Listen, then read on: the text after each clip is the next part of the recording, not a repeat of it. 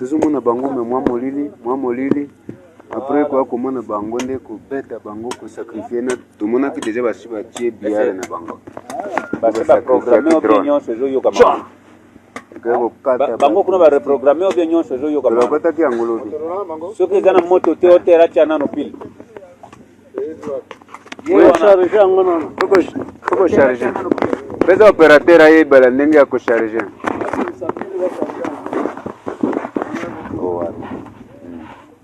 Telega abarerimana mbonerangure bakombwe zanga kate abarerimana ngonderagure me bakongole tala bana kongo bozo souffrir biso ne bobunda na bino Est-ce biso ne tobunda na bino est-ce que za malamu tala ngai nayo yelo baki mama na munyindo mundani Rende mama munyindo mama na inalobaki munyindi suki mundande yo mama na mundande papa mushi yego za mushi ye mushi 100% ye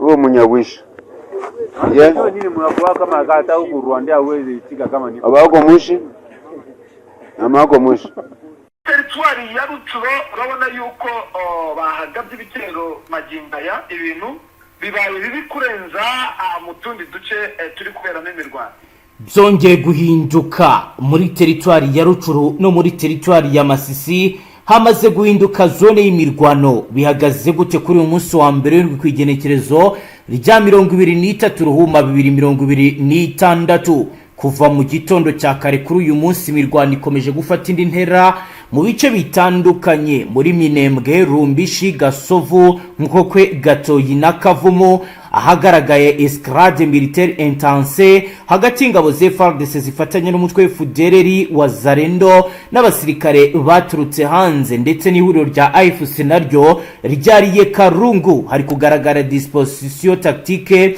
n'imiterere y'imirongo y'urugamba ku isaha ya saa 12 za mu gitondo. Imirongo y'urugamba yagaragazaga mu bice bya Katoyi, Nkokwe, Gasovu, Minembwe aho force coalisée zagabye attaque coordonnée multidirectionnelle zigamije guca intege imirongo y'ubwirinzi ya AFC nayo yahise ishyiraho dispositif défensive à profondeur ishingiye ku reposition fortifiée, tranche tactique, poste d'observation avancée, unité mobile intervention rapide.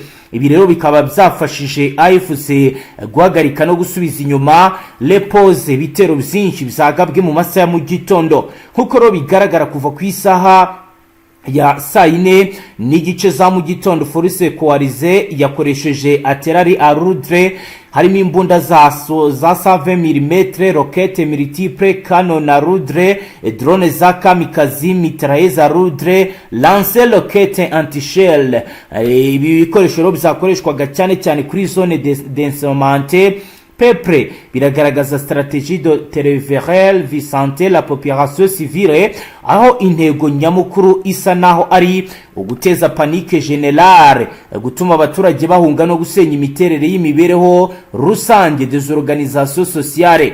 Mu gace ka Minembwe by'umwihariko ahitwa Nyaruhinga habaye attaque massive combinée yagizwemo uruhare na FARDC, FDLR wa Zarendo, FDNB n'abacanshuro. Igitero cyari kigamije parcelle la ligne défensive principale de AFC M23 hifashishijwe bombardement aérien par drone tiré d'artillerie à rudre assaté de infanterie mécanisée.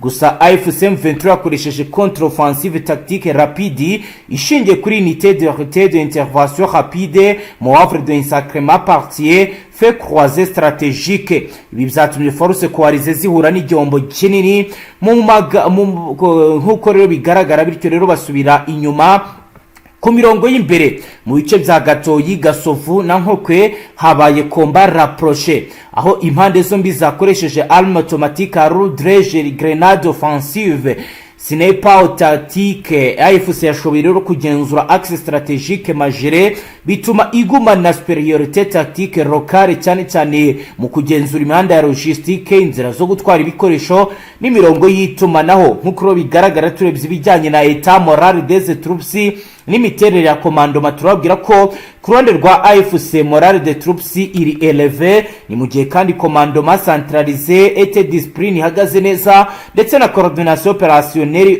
office ikaba nta kibazo gihari.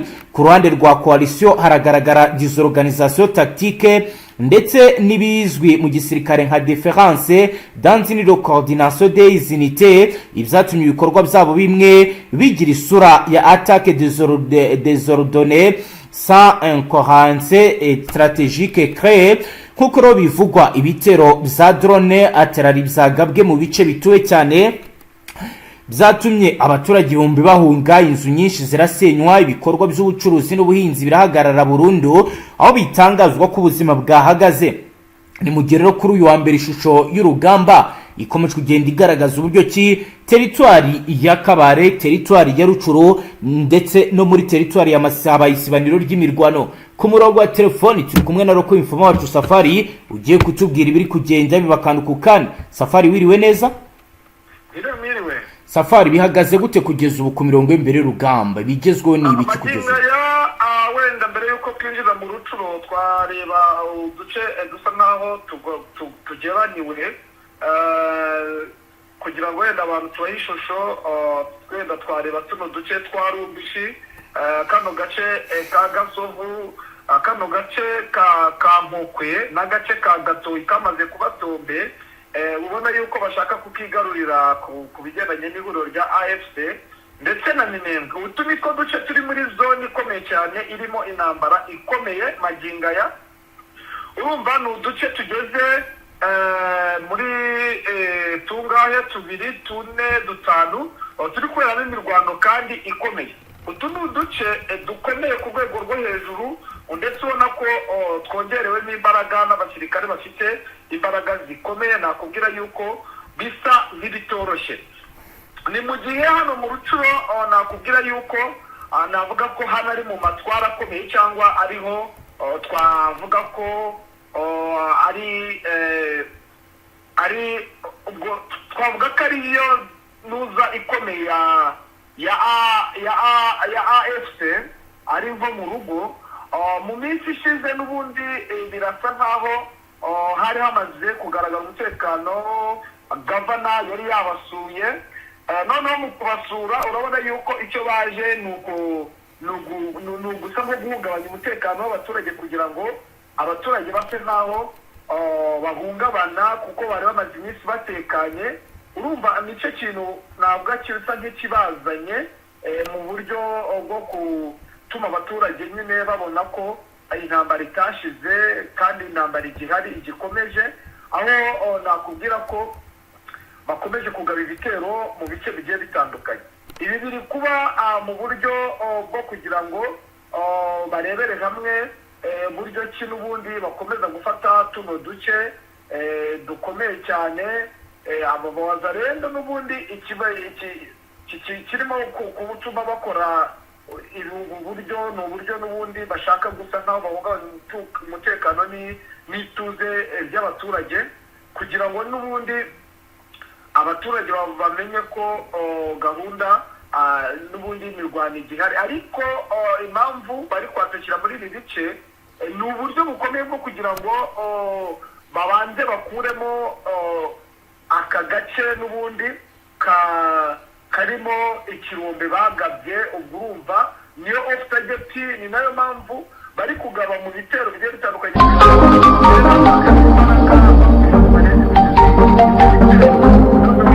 bifatire kino kirombe. ubundi nicyo off target, kuko kuba baragitanze nicyo gikomeje guhungabanya ituze ry'abasirikare ndetse n'amafaranga yashowemo menshi. urumva rero niyo mpamvu hano imirwano ikomeye. urebeye abasirikare barunze muri no parike,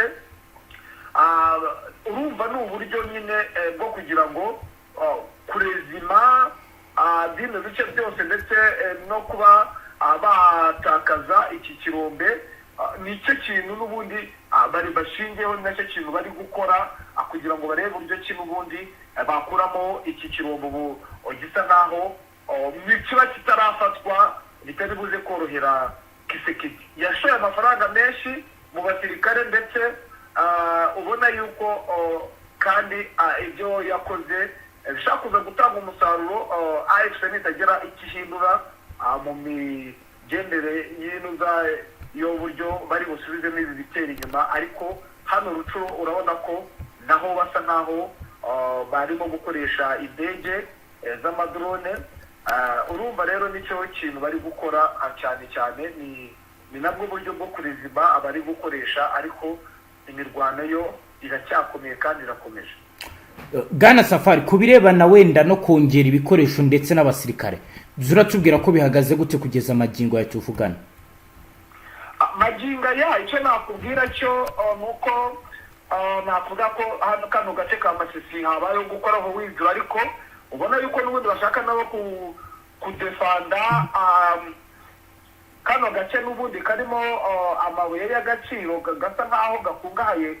Iki kirombe cya Rubaye ni ikirombe cya kabiri ku isi gifite amabuye y'agaciro. Urumva rero kugitakaza kuri AFC ntabwo kwaba ari ugutsindwa. Nta kuntu wambwira ko watakaza ikirombe cya kabiri ku isi ngo kiguhire. Noneho nanone kuri iri huriro rya nuza rya FARDC cyane cyane, ariko operasiyo ziri gukorwa n'aba FDLR batojwe, nabo misiyo n'amafaranga bahawe baragwana kugeza kuntu. Ariko impamvu ubona kumenasa aba basirikare basa nkaho byabagoye ni ukubera ko babinjiriye muri iriya parike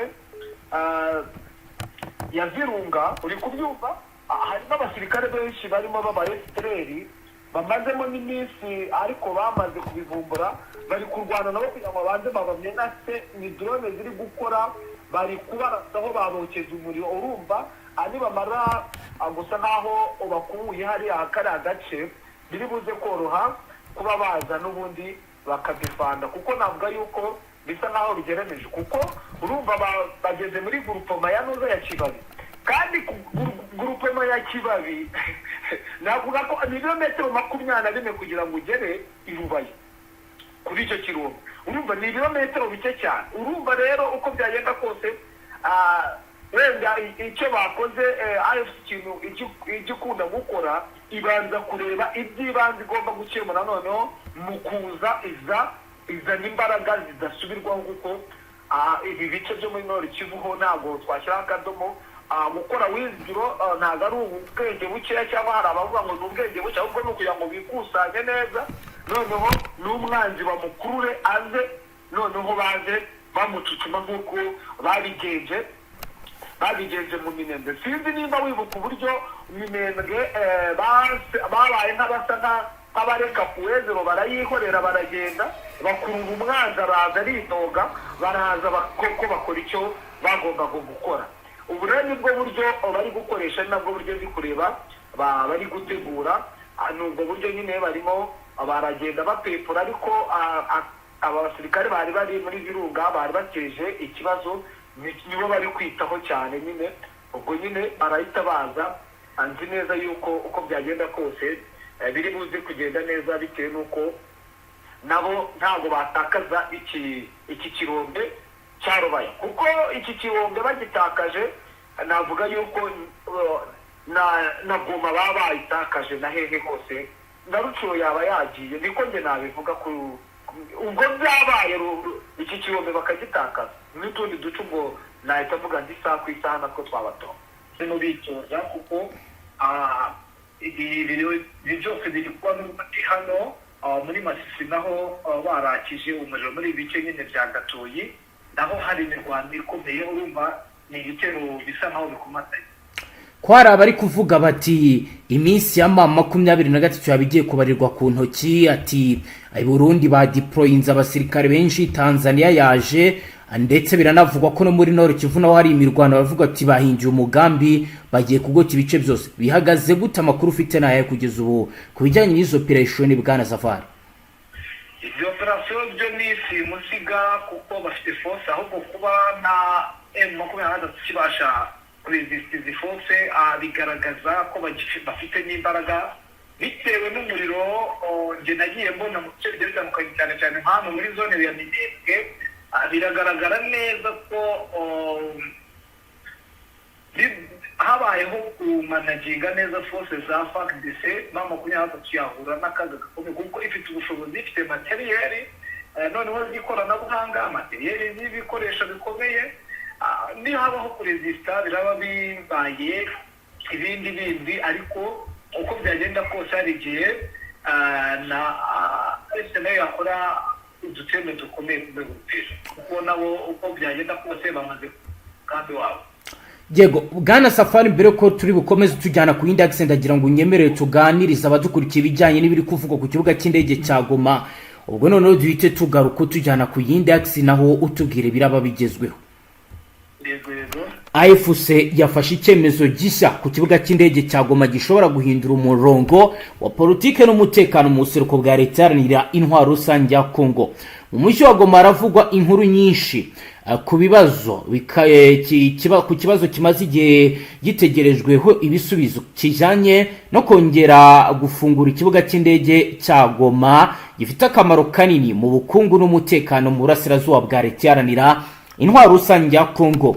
Umutwe wa politike n'igisirikare uzwi nka Alliance Fleuve Congo M23 watangaje ko ari ubwa mbere wakiriwe ku mugaragaro mu biganiro bijyanye no kongera gufungura ikibuga cy'indege cya Goma. Uyu mutwe uvuga ko mbere y'ibi ari abakinnyi batandukanye bakomeje kuganira kuri iki kibazo batabanje kwegera abo bita abafite aho bahuriye n'iki kibazo mu buryo butaziguye. AFC iragaragaza ko mu bihe byashize bamwe mu bayobozi b'ibihugu byagiye bishingirwa imbere mu biganiro kuri iki kibazo birimo Ubufaransa, guverinoma ya Kongo, nyamara hatabayeho ibiganiro byimbitse n'impande zifite ijambo rikomeye ku mutekano n'imiyoborere y'agace ka Goma. Ibi rero nk'uko uyu mutwe ubivuga bizatumye gahunda yo kongera gufungura ikibuga cy'indege itinda ndetse ikomeza kubamo impaka zikomeye za politike n'iza diplomasi. AFC yashyizeho ingingo 3 ivuga ko arizo shingiro kongera ngo ifungure ikibuga cy'indege cya Goma: umutekano, kugenzura no kubungabunga umutekano w'ikibuga cy'indege n'akarere kakikije hagamijwe kurinda umutekano ndetse no kwirinda ibitero cyangwa ibikorwa byo guhungabanya ingendo z'indege. Hari ibijyanye n'imiyoborere n'imicungire administration, gushyiraho uburyo bunoze bwo kuyobora no gucunga ibikorwa by'ikibuga cy'indege birimo imikorere y'abakozi, igenzura ry'ibikorwa mu buryo bwo kwakira indege, gusana no kugarura ibikorwa remezo harimo kuvugurura ibyangiritse birimo umuhanda w'indege runway, ibikoresho by'itumanaho n'ibindi bikoresho byifashishwa mu kuyobora ingendo zo mu kirere.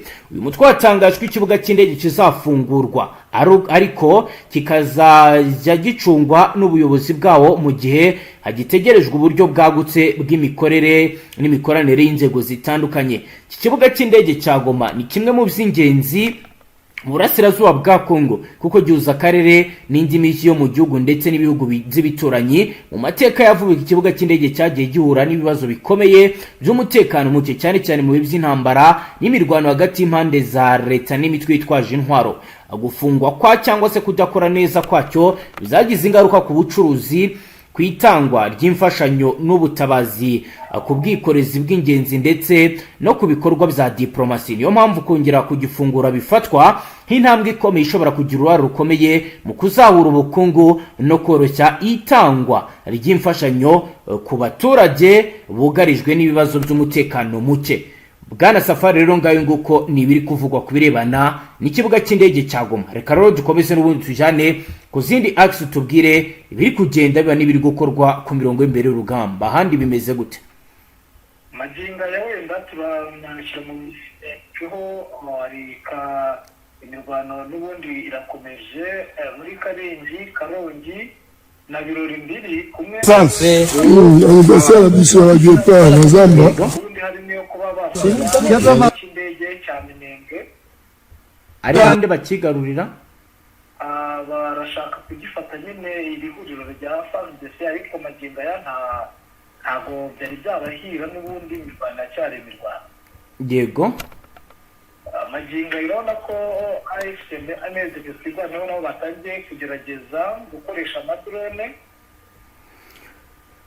ubona ko nabo hari intambwe batangiye gutera mu guhangana n'ibi bitero by'iri huriro rya FARDC n'ingabo nyinshi ziri muri byacu. kugeza ubu force za twirwano cya M23 zihagaze mu Minembwe zifite imbaraga zingana gute bwana Safari? Bidasubirwaho urabona yuko bamaze kuvumbura umugambi ukomeye w'iri huriro, ndetse ubona yuko nabo batangiye gukoresha amadrone, bumva ko bafite imbaraga zidasubirwa bitewe n'uburyo bakomeje guhagarara.